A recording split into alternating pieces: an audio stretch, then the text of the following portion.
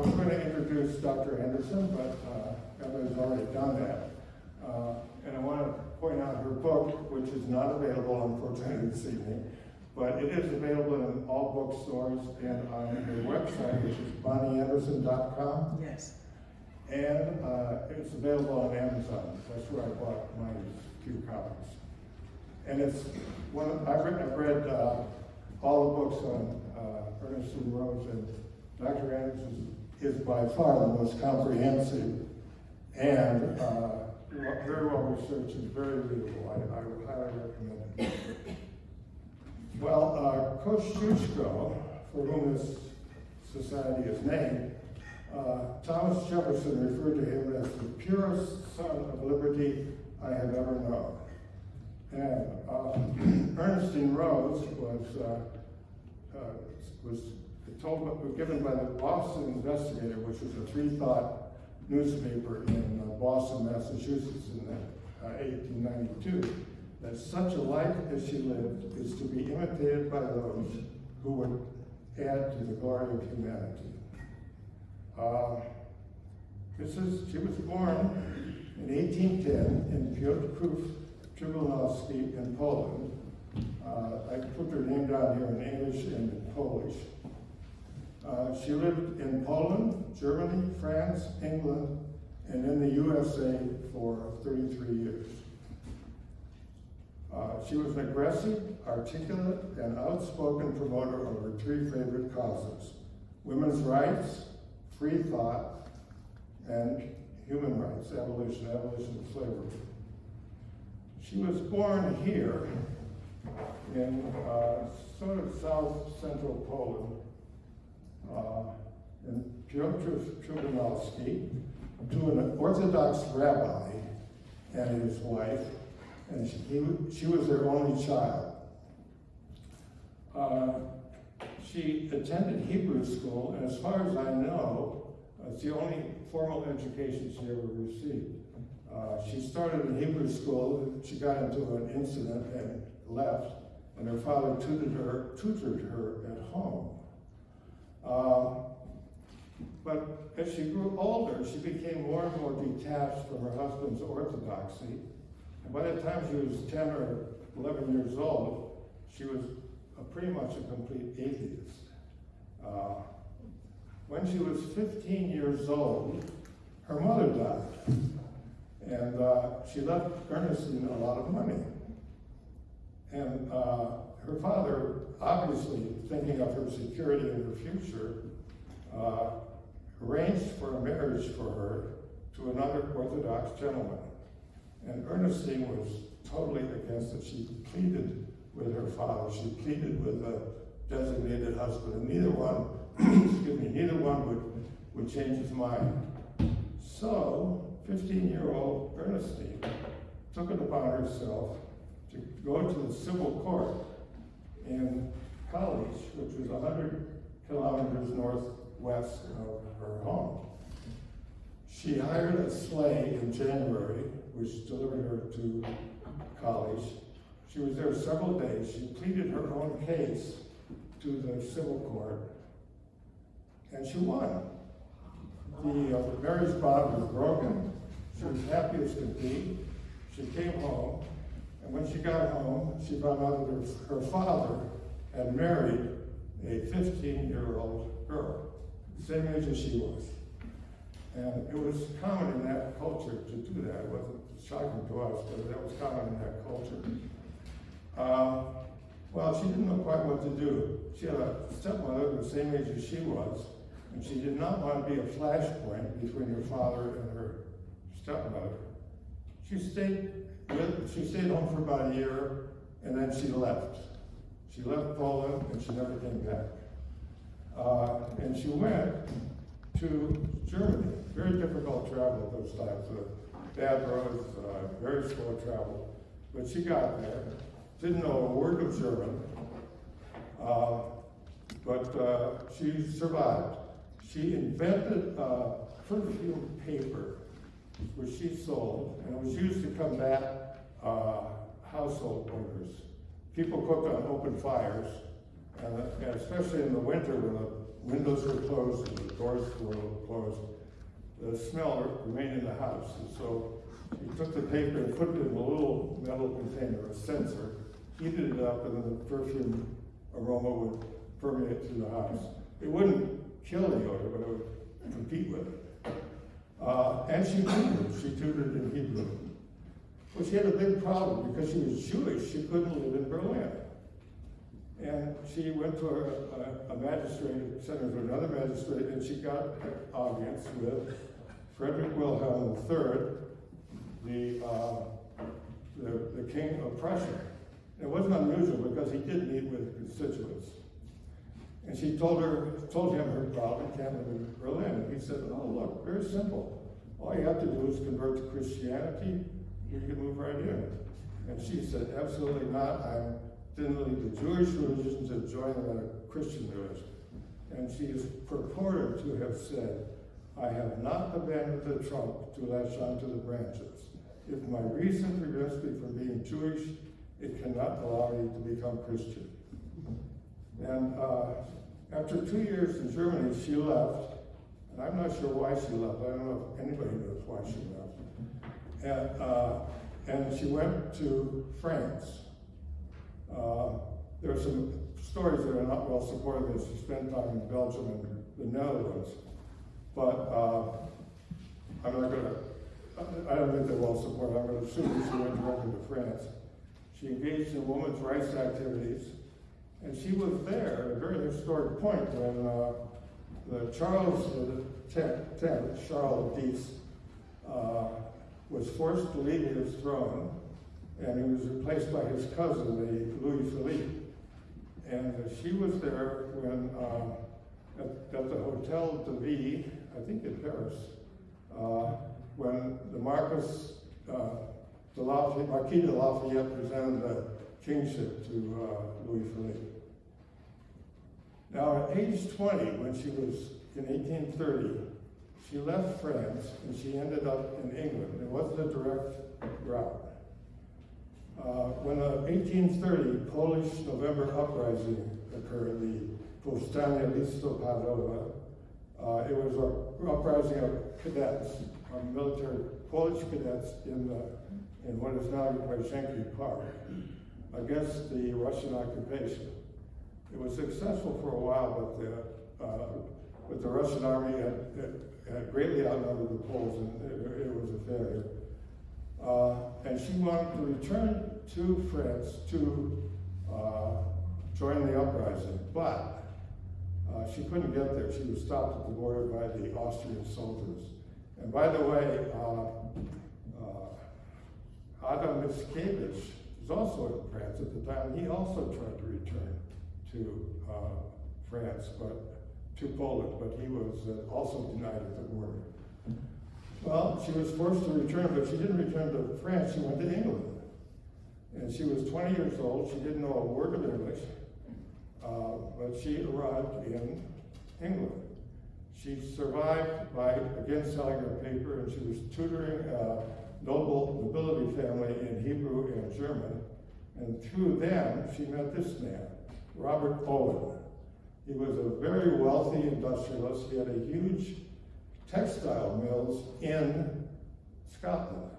But unlike the other robber baron industrialists at the time, he treated his employees very well. He paid them a decent wage. He provided education. He had stores where they could buy their food within their budgets. And he was a founder of his own philosophical movement, Owenism. And it was very utopian, socialistic, and atheistic movement. And these are some of the tenets of the movement. And Ernestine latched onto these right away. It was her. Robert Owen became her philosophical soulmate. One of the main tenets was that man is what he is because he is formed by the circumstances of his environment. Therefore, he is not responsible for what he is. In other words, when she came to the U.S. and she met slave owners, she did not condemn them for being slave owners because of this. She felt that they grew up in a slave-holding family, and They couldn't help it, that's what they were. Even though she grew up in a very orthodox religious family and ended up an atheist, so she sort of contradicted herself here. Another very socialist tenet was that happiness can be reached only by conduct that promotes the happiness of the community. In other words, if you want to be happy, you have to make everybody else happy. It doesn't quite work that way. And the most utopian thing was private property must be eliminated for equality to exist. That was a great idea, but there was a commune in New York State, an overnight commune, which was set up under this principle, and then when it got to the point somebody had to sign the lease, nobody knew what to do. That doesn't work. And he promoted the building of overnight communes in the United States. But the one that Ernestine latched onto was this one. Women were enslaved in traditional marriage, and she would spend the rest of her life fighting for women's rights. But during her stay in England, she met this man, William L. Rose. He was not Jewish, but he was an atheist and he was an Owenite. And his specialty was making these crowned heads for walking sticks. He didn't make these, but these are examples that I just dug up. And when he got to the United States, he became a jeweler. This is the only existing piece of jewelry, I think, that remains from him. I got this out of a coffee table book. The cameo was done by a cameo cutter, and William mounted it on this and did the rest of the work. The inscription around the edge there says, "The Union, it must and shall be preserved." Well, in 1836, the Roses left with about 40 other Owenites, on a mission to build a commune in the United States. And they arrived in the United States on May 14th, 1836. Now, the United States at that time was far different from what we think of the United States. There were 25 states, and the rest of the country was mostly wilderness or prairie.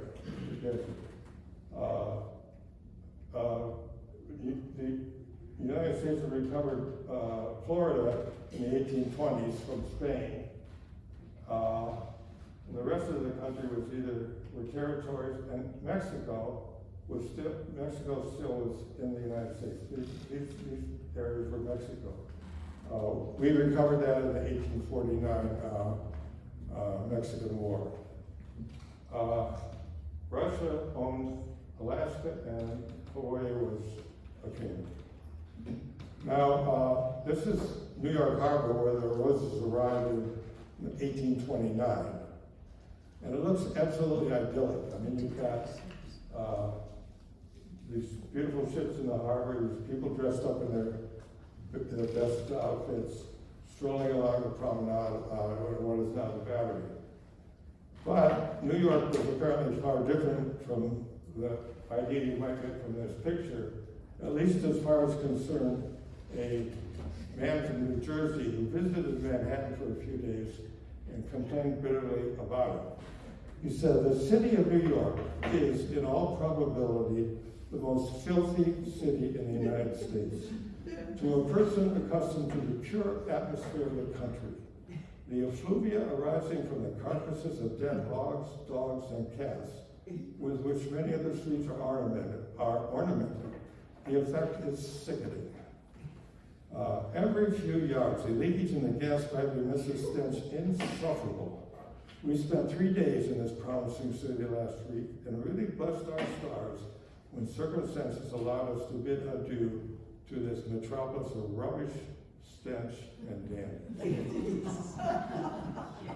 Well, the United States in 1836, Andrew Jackson was the president, he was the Senate president. He was succeeded by Martin Van Buren in 1837. And more than half of the population in the land of the free was not free. There were 3 million legally enslaved blacks in 10 southern states.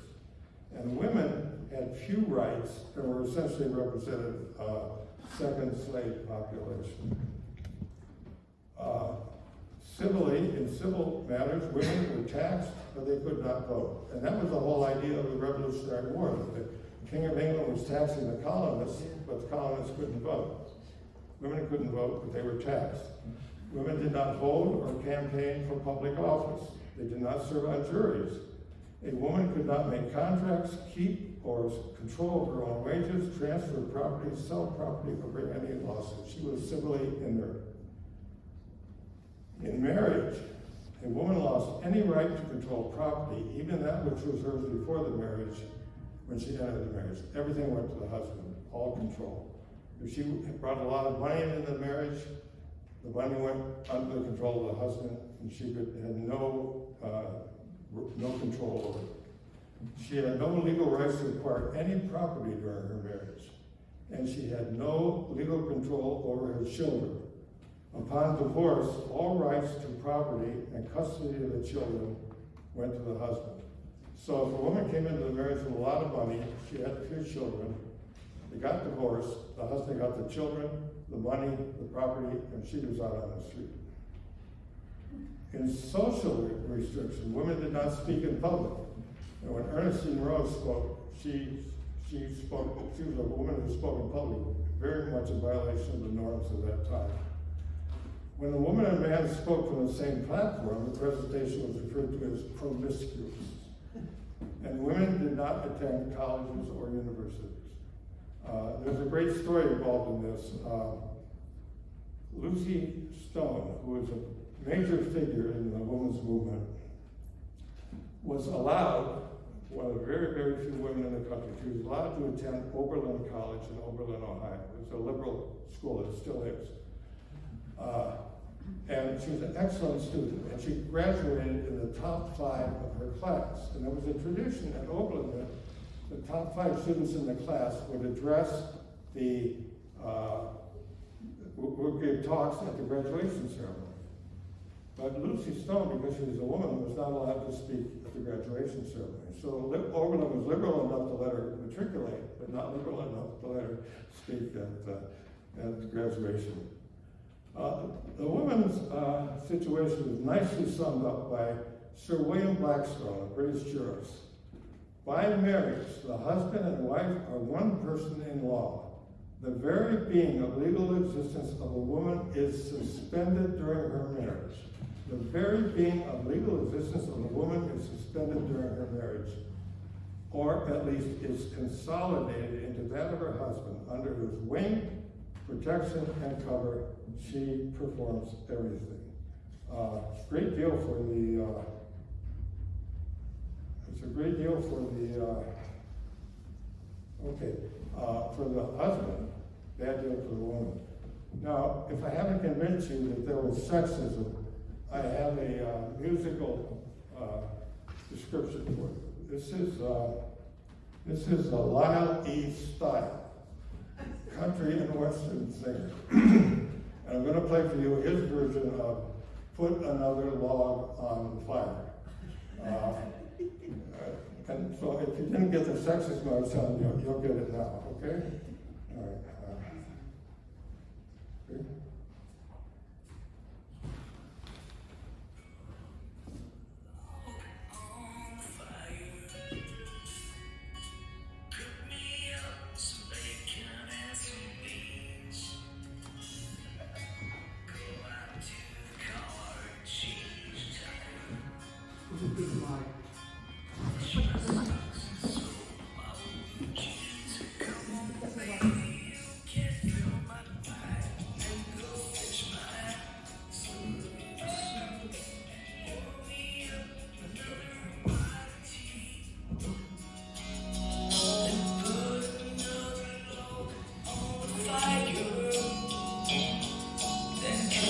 Tell me why you're leaving me.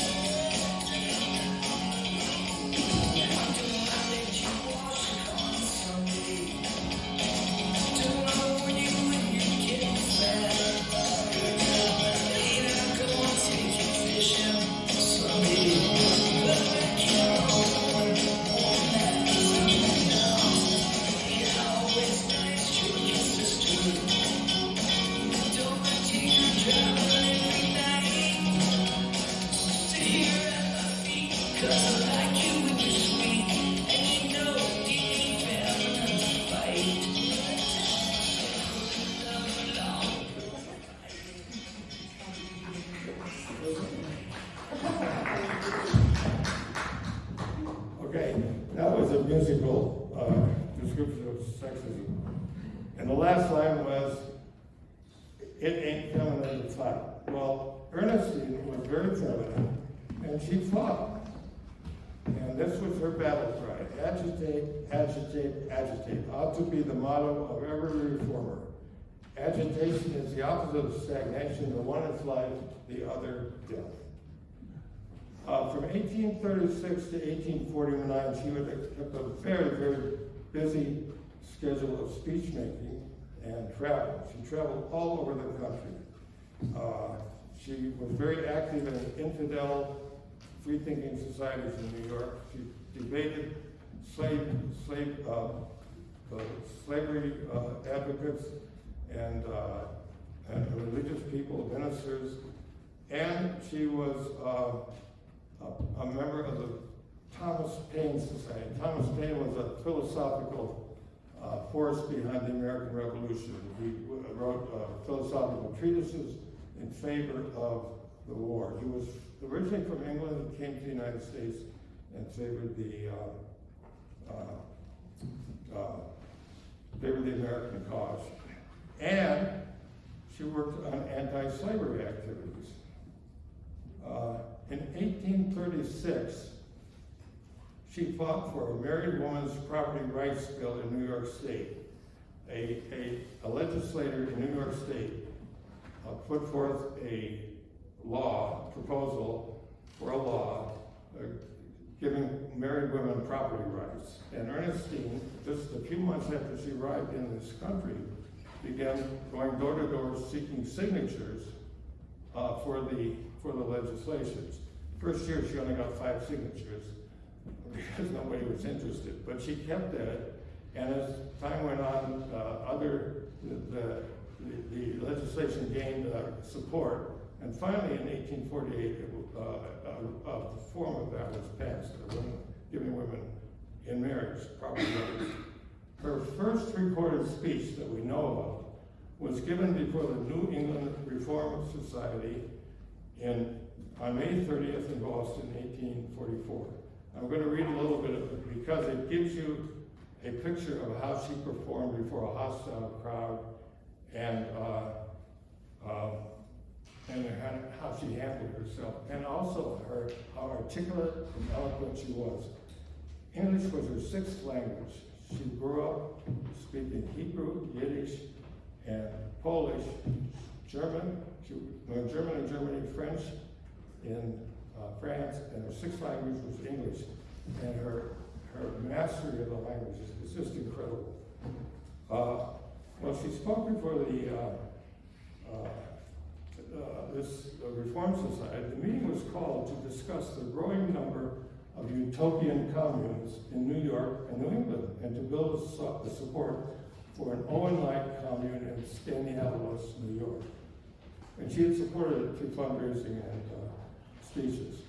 And there are no verbatim copies of her talk, but the reporter must have done a really good job of transcribing her talk because it reads as if it were verbatim. This is what she said.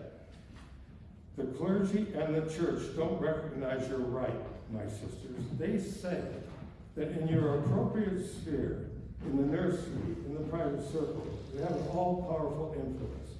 Exercise it not for that is the clergy's destruction, but for your own elevation and for that of the race." What rights have women? Are they not the merest slaves on earth? What freedom have they? In government, they are not known but to be punished for breaking laws in which they have no voice in making. They couldn't vote. All avenues to enterprise and honor are closed against them. If poor, they must drudge for a mere pittance. If of the wealthy classes, they must be dressed dolls of fashion, parlor puppets, female themes. When single, they must be dependent on parents or brothers, and when married, swallowed up in their husbands. Nothing of nobleness, of dignity, and of elevation is allowed to exist in the female. All such traits in her are indelicate and unbecoming. If you are allowed to thrum the keys of the piano, to snap a little French ragtime, to do cunning needlework, to study the combined colors of the rainbow, but then how masculine and delicate and unwomanlike for her to pry into the heavier sciences, into the false so-called sciences of politics and religion. This state of society does not recognize women's equality. Her living is in the hands of man. My sisters, speak out for yourselves. And the newspaper article continues. The door and the passageway were crammed with spectators, most of them the devotees of the church, and the speaker was assailed with a shower of hisses as fierce as though pandemonium had let loose its metamorphosed angels upon a single woman. Mrs. R. waited calmly until the tumult had subsided, when she again repeated the injunction. And again the tumult rose still higher, and the repetition and the uproar went on until the excited multitude, unable longer to keep up the din, were compelled, through exhaustion, to hear the daring heresy in silence. So that's Ernestine before a crowd. In 1845, she went on a tour west to Indiana. Well, it was far west in those days. And she met up in Indiana with Robert Owen's son, Robert Dale Owen, who was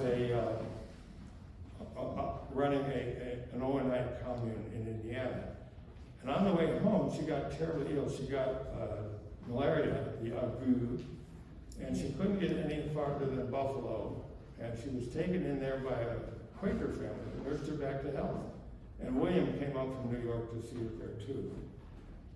But she was totally unaffected by that, because the next year she went to Michigan, also at that time the far west, and she spoke to the Michigan House of Representatives.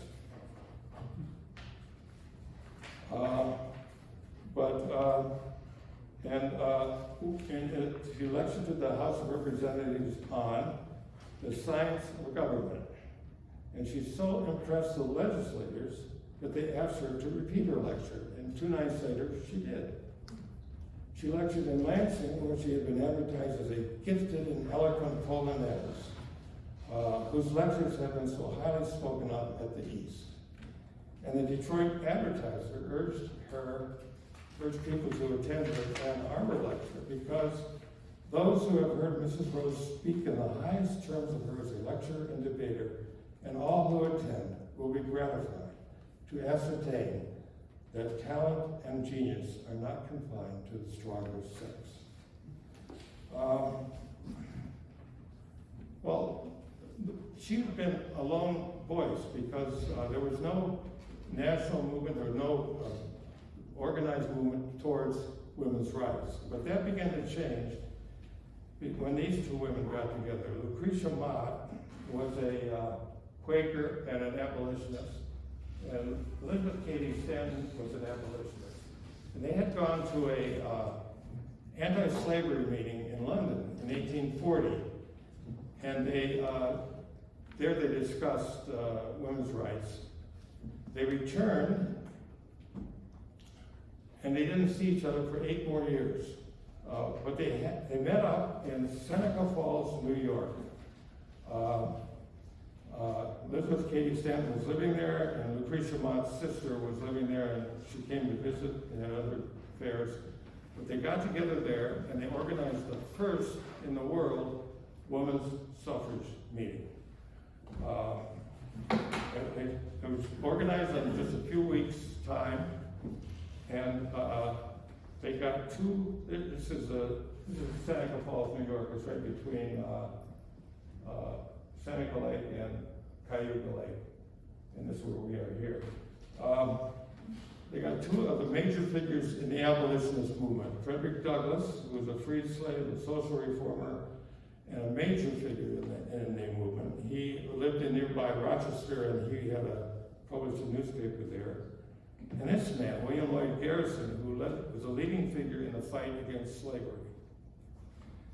The meeting lasted, I think, 2 days. 300 people were present, and they came up with resolutions from the meeting.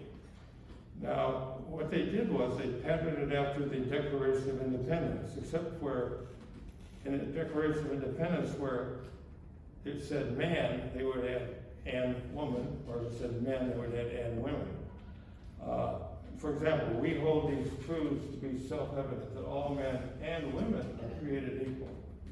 But the resolution that really stirred everybody up, and was a real hot potato, was this: was resolved that it was the duty of women of this country to secure to themselves their sacred right to the elective franchise. And of the 300 people at the meeting, only 100 would sign that resolution because of that amendment. Well, the press didn't receive it well. Revolution, the reign of petticoats, insurrection, the Albany Advocate, the order of things established at the creation of mankind and continued 6,000 years will be completely broken up. And from the clergy, blasphemy. The Oneida Whig, the most shocking and unnatural event ever recorded on the history of humanity, whatever humanity is.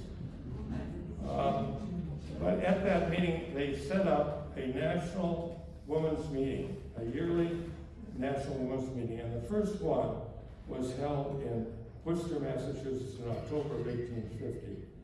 And Ernestine Rose, who was not present at the Seneca Falls meeting, who chaired the business committee, which accepted all of the submitted resolutions and allowed the ones to go to the floor, and she gave a major speech. And the New York Herald didn't like the meeting either. They said, Women's Rights Convention, an awful combination of socialism, abolitionism, and infidelity. The pantalettes striking for the pantaloons, whatever that means. Bible and Constitution repudiated. The motley mingling of abolitionists, socialists, and infidels of all stripes and colors. Women's Rights Convention, they didn't like the meeting.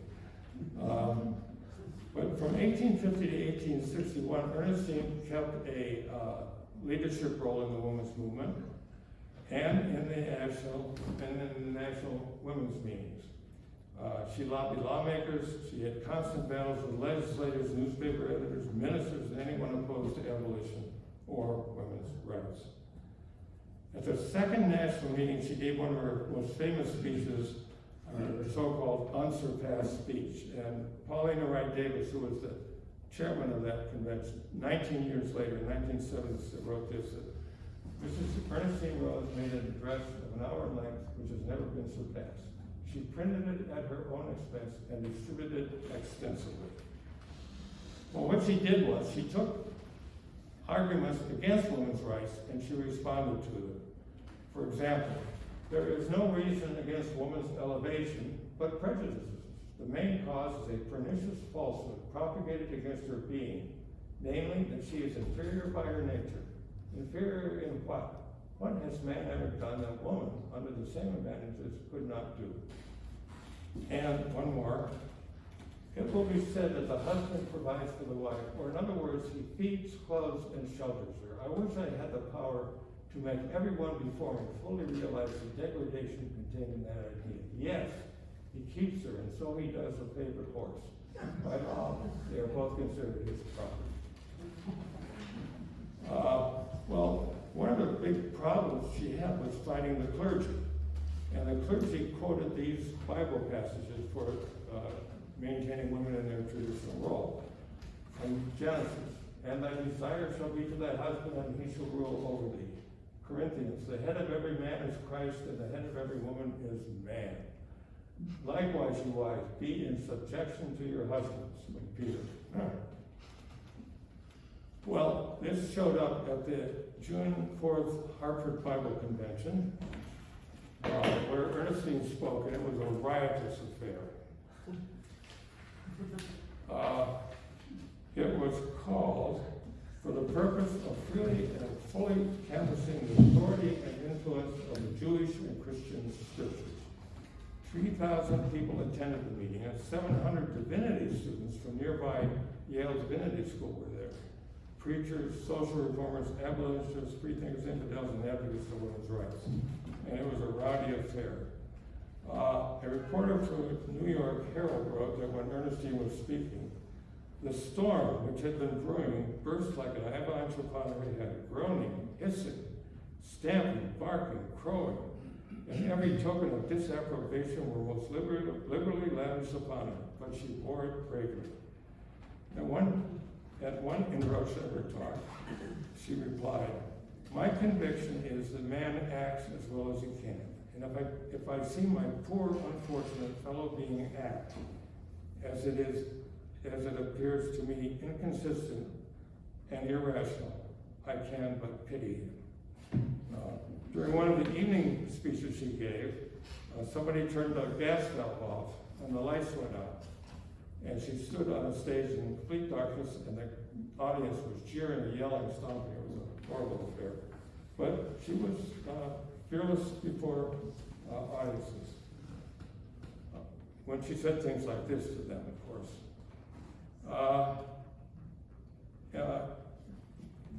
She served as chairwoman of the fourth National Convention in Cleveland, and the Cleveland Plain Dealer commented that she was the spirit of the convention, master spirit of the convention.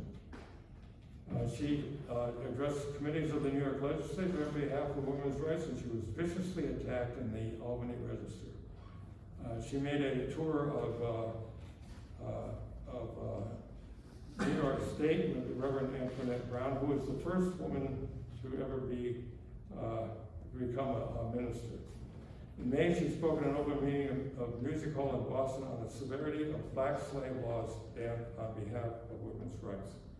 Well, she was getting very ill at this time, and she needed a vacation. So, the answer was to go to Europe and go to the spas. Well, they went to Europe. It was a 5-week sailboat trip to Europe. We spent several a few weeks in London talking to their old Owenite friends and gaining new ones. And then they toured Europe.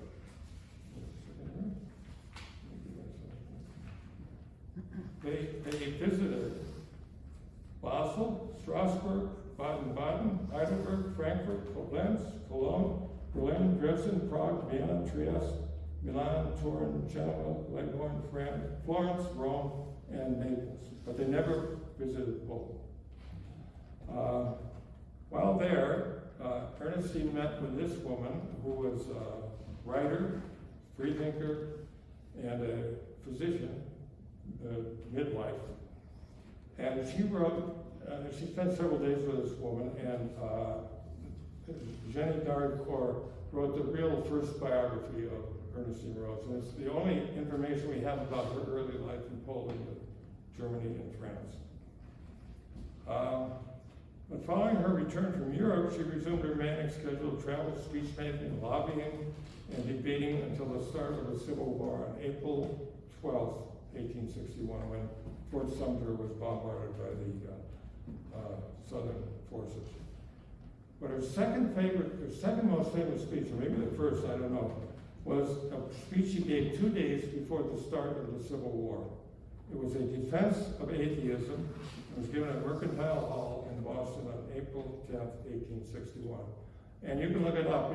Even if you're a totally religious person, it's an interesting read because it shows her clarity of thought, how well she expressed herself in English, and it makes a beautiful read, whatever your outlook. But this is what one of those passages from her talk on the defense of atheism. In proportion to man's ignorance does he believe in the mysterious, being unacquainted with the nature and laws of things around him, with the true causes of the effects he witnessed, he ascribed them to false ones, to supernatural agencies. Before electricity was discovered, a thunderstorm was said to come from the wrath of an offended deity.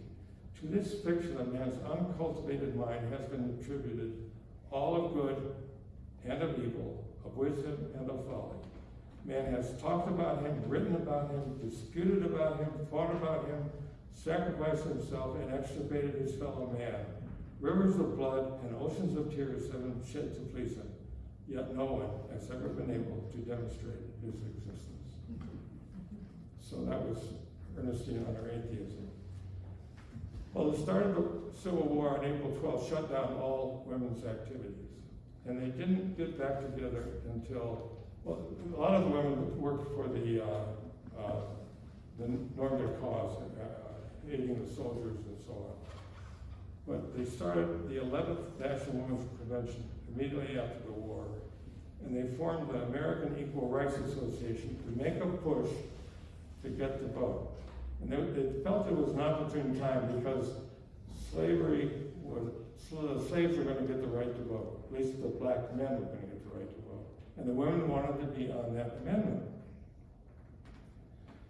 Well, in 1863, Abraham Lincoln issued the Emancipation Proclamation, which freed slaves in all the northern states.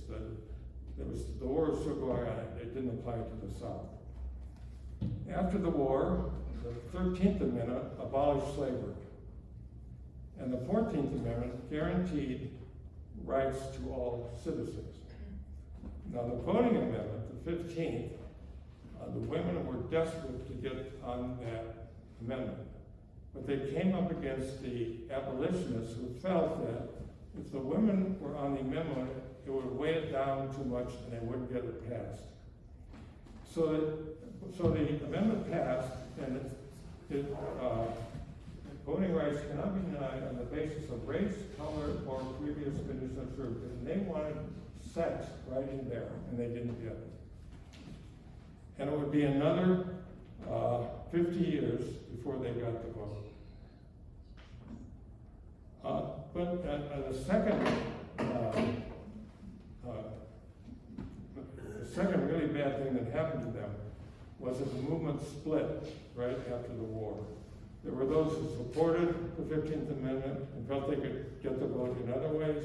And then there were those like Ernestine Rose and Elizabeth Cady Stanton and Susan B. Anthony who felt that they should make a direct onslaught on the government. They did not get back together until 1890. Well, in 1869, Ernestine and William left the United States. They were planning to come back, but they never did. They went to England, and she continued to speak out on human rights. And they did come back for a 6-month stay in 1874, and she attended her last National Rights Women's Convention. And in November, the problem was that she was very ill, and sometimes she was feeling well enough to travel and speak, and sometimes she just couldn't get out of bed, and this continued almost the rest of her life. In November of 1874, she gave her last talk in a public forum at an international peace conference in Paris. She gave a 15-minute address in French, and it was her last address. Now, Dr. Anderson's book is an excellent coverage of her last days in Europe, and I recommend it highly. She covers it very, very well. Ernestine Rose William Ella Rose died of a heart attack in 1882. He was walking down the sidewalk and he just collapsed. And Ernestine hung on. She was absolutely shattered by his death. He had been her rock and her support, and she was certainly left extremely sad and hurt by his death. She died on August 1st, 1892 in Brighton, England, and they are buried together in Highgate Cemetery in London. Now I'm going to depart a little bit. I'm going to talk about the last years of the women's movement. I'll go through this briefly. In 1890, 21 years after the split, the two groups that had split finally rejoined under the National American Women's Rights Association, and this woman, Carrie Chapman Capp, was elected president in 1890. Nothing much happened, the movement was conservative. It wasn't bold. It was following a traditional path, and it wasn't working until this woman came along, Alice Paul. She formed the National Women's Party in 1916 and led a protest campaign for women's suffrage with an assault on the reluctant and evasive President Wilson. Now I know Polish people think that President Wilson is a great hero because he supported Poland at the Versailles Conference in 1919, they gave, 1918 I think, they gave the restored Poland to its original, as a free country. It opened up the northern part of Poland, which was controlled by Prussia, and gave it access to the Baltic Sea. And I know Poles are very proud, are very thankful to him for that, but he was a racist. He was a pure racist. He was born in 1856 in Virginia to a slaveholding family. And he got his PhD, and he taught at Bryn Mawr, which was a women's school, and he felt it very much beneath his dignity to be teaching women, and he said so. When he was president of Princeton, he would not allow blacks to enter the university. And when he was president, he would not allow blacks to enter into the civil service, the people who work for the post office, the IRS, and all the other government agencies. And it was one of the few paths to freedom for black people, to the middle class for black people. Well, on March 3rd, 1913, the day before his inauguration, he went to Princeton, said a hail hearty farewell to all his friends. He got on the train and he went to Washington. And he got off the train. There was essentially no one there to greet him, just a few people. And well, where they were at this parade, it was organized by Alice Paul. Several thousand women marching down Pennsylvania Avenue. And this is Inez Mulholland, who was she's a symbol, that picture is a symbol of that parade. If you go back and look, that picture is always there. A woman in white on a white horse leading the parade. This is the parade down Pennsylvania Avenue, the women marching. This is a crowd watching the parade, huge, massive people watching that parade. But what happened was, a lot of men standing along the side of the parade route started beating up on the women, attacking and beating up on the women. And the Washington police officers did nothing. They just stood aside and let them go ahead and beat the women. Well, there was an investigation by Congress, and the police chief lost his job for that. And they had to call in the military to quell the disturbance. Well, what Alice Paul did was she set up women outside the White House to picket a very reluctant Woodrow Wilson. In fact, his wife was very much against women's rights. They stood there all the time. When he drove out in his limousine to go for his golf game, they would be waiting at the gate and cheering at him. And the police started arresting the women. And they put them in this god-awful place, the Oko workhouse, which was full of rats, mice, roaches, and the food was horrible, and the women were treated horribly. And the women would go on hunger strikes. There's a great movie about that. It's called The Iron-Jawed Maidens, and it's on YouTube. It was made about 20 years ago. It describes this whole event, this whole history. And one time, a reporter got into the workhouse and made a report of what was going on there, and the next day the women were all released. But it happened all over again. The women went on hunger strikes, and Alice Paul herself was in prison, and she went on a hunger strike, and she was force-fed, just like this woman here. Horrible thing. Well, Woodrow Wilson finally came around because 3 states had already given women the right to vote, at least in state elections. And he felt the momentum moving towards women's rights. So politically, he turned around and backed up the women.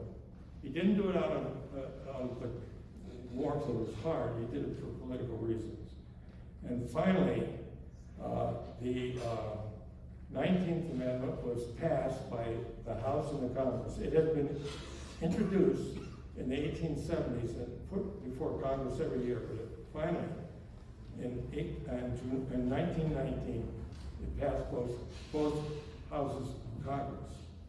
And but that doesn't give the amendment. After passing that, it has to go to the states, and 2/3 of the states have to ratify the amendment. And the women got 35 states, and they were aiming at Tennessee. And everybody converged on Nashville. The anti-women's rights people, the women's rights people, the press. It was a real chaotic event. Well, the vote came out that the women won by 1 vote. Wow. And the story is that a young legislator who's in his 20s, his mother called him up and said, "You vote for the amendment." And he did, and that was a deciding vote. And the amendment reads, and this is written by Susan B. Anthony, "The right of citizens of the United States to vote shall not be denied or abridged by the United States or by any state on account of sex." The 19th Amendment was signed at 8 a.m. on August 26, 1920 by Secretary of State Bainbridge Colby without ceremony at his residence in Washington. No women, no reporters, and no cameras were present. So you might ask, why didn't Woodrow Wilson sign it? Well, he had a severe stroke, and he was essentially incapacitated at that time. The last year of his presidency he was just not functioning. His wife handled most of the affairs. This is Alice Paul showing the 36th star on the band after the event. And so let's get back to Ernestine Rose.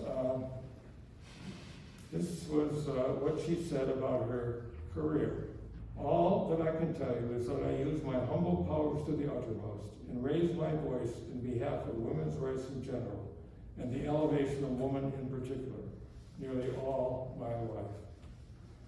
One of the most remarkable women of the age, as the advocate of the rights of her sex, she has no superior." That's by William Lloyd Garrison.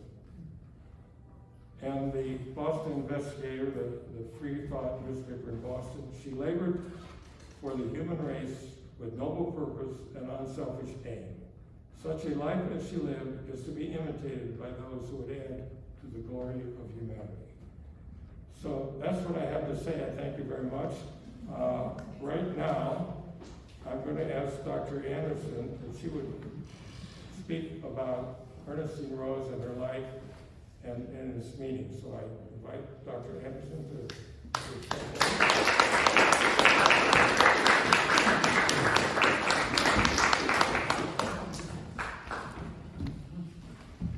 Thanks, Norman. I'm always glad to hear people talk about Ernestine Rose because she really was an amazing human being. Let me just add a few things that you didn't mention. She did suffer quite a bit from anti-Semitism, much of it produced by Lucy Stone. Lucy Stone wrote Susan B. Anthony that Rose should not be allowed to speak because she looks so Jewish, and that people would stay away. And fortunately, Anthony did not listen.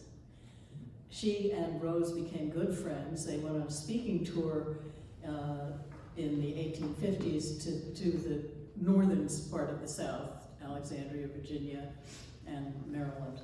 And Anthony and Rose went to a Universalist church, Unitarian Universalism, that Anthony thought would be okay, and she copied out a verse of a hymn for Rose, but it had God in it.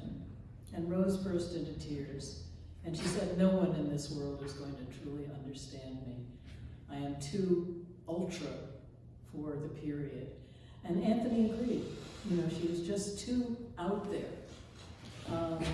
Because Rose kept trying to combine all three of her causes: anti-slavery, women's rights, and free thought. And each group didn't like the others. The freethinkers didn't like the abolitionists because the abolitionists often quoted the Bible. And the freethinkers thought the South relied on the Bible to justify slavery. The abolitionists didn't like the freethinkers because they were infidels, as they were called. And women's rights was so controversial at the time because it was said if women had rights, they'd wear the pants and men would have to wear skirts. You know, there would be a complete role reversal and things just wouldn't get on. But I think it's amazing that she not only persevered, she really triumphed in her own day. Let me talk just a little bit about her life after she left America.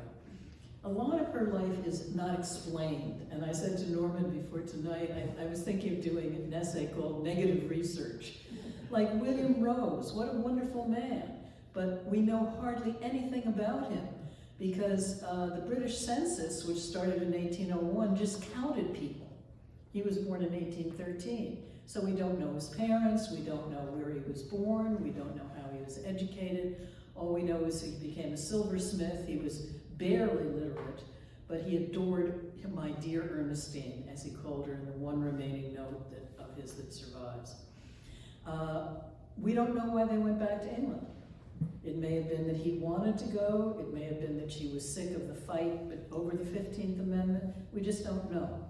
But when they got to England, they were a very gregarious couple, and they made a lot of English friends among the free thought groups in England. And they traveled in Europe and went to various spas. But Ernestine became very active in the English women's rights movement, which was quite a ways behind the American movement. And she got women to agitate for the vote. She caused some young women to run for office in England, which they could on the local level, but never thought they should be able to. And she, actually her last major speech was in 1878, when she talks at the Conference of Liberal Thinkers, which met in London, and included rabbis and free thinkers and clergymen and all sorts of people to try and reform society. Her life after William died was sad, but Stanton and Anthony visited her in England. She was very good friends with the Bradlaugh family. Charles Bradlaugh was the head of the British Atheist Association, and he was elected to Parliament, and Parliament refused to admit him for 7 years because he would not take an oath to God. And he stood at the bar of Parliament and made his speeches from there and said he went back in the hall. And when Mrs. Ernestine Rose kissed me, I broke down in tears, he said. So she was very close to his daughters. One was named Alice, and the other was Hypatia, named after a Greek woman philosopher who had been stoned to death by Christians. So she had a lot of company in her later years. She, unfortunately, there's a scene where a woman who was publishing a women's newspaper came to visit her and was told that Ernestine Rose had destroyed all her papers. She said that she didn't think anyone was very interested in her life.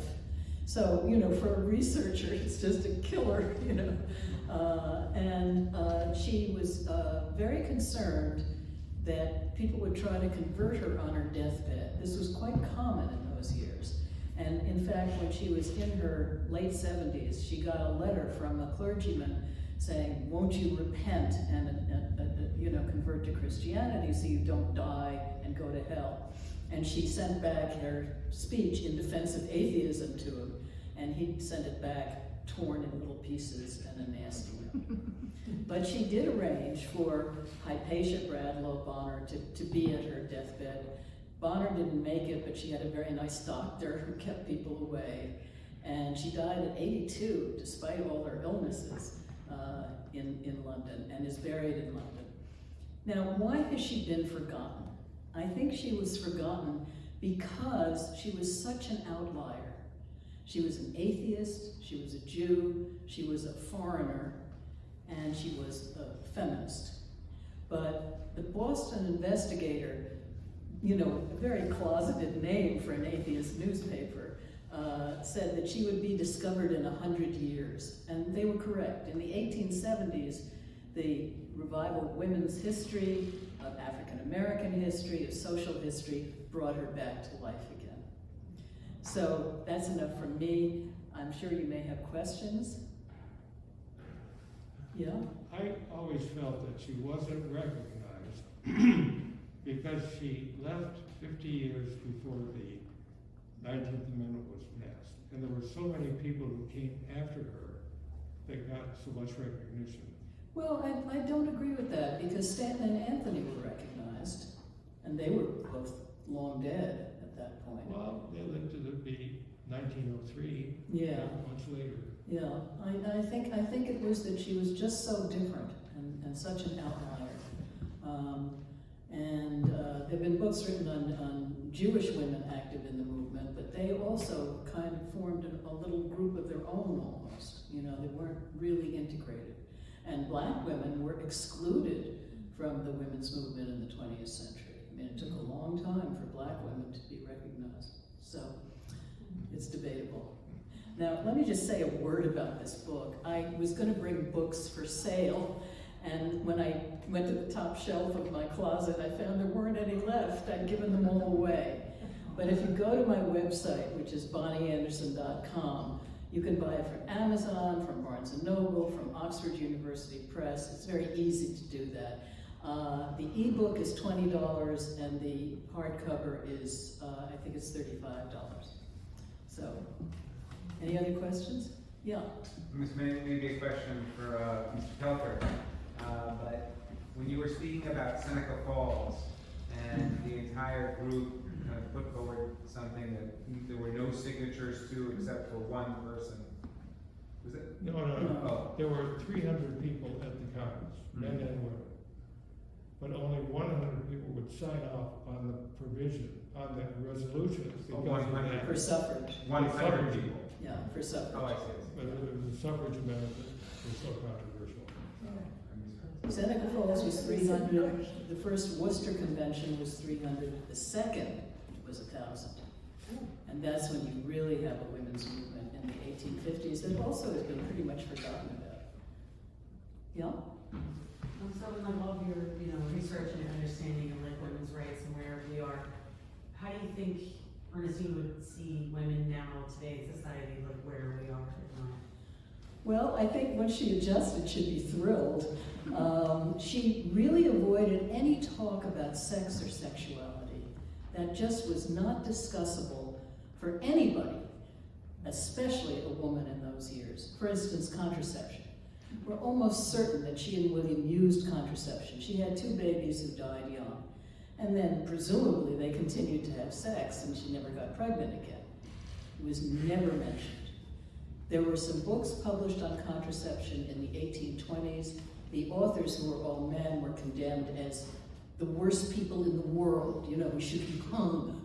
I mean, this is contraception, right? Abortion was not an issue in those years because it pretty much killed you. There was the cesarean birth, but before anesthesia, it killed the woman. So that was not an issue. Elizabeth Cady Stanton did raise divorce at a conference in 1860, and that was very controversial. But Ernestine finally did speak about divorce, and she had a very secular view of marriage and divorce. And she said, as long as both parties agree and they agree to take care of the children, there's no reason why there shouldn't be a divorce. So any issue of transitions or homosexuality or, any sexuality things, I think would be very new to her. But my guess is she would have her eyes open. Yeah? We learned a lot about Ernestine's relationship with her father, which was a little tenuous. Did they reconcile, or did they maintain contact after she left Well, Poland? from what I have read, and not much, that they had a loving and caring relationship, but they clashed seriously over the question of religion. And I think her father was looking out for her when he arranged the marriage for her, because he wanted her to have a secure future. So he was obviously cared about her and loved her, but they did have this difference.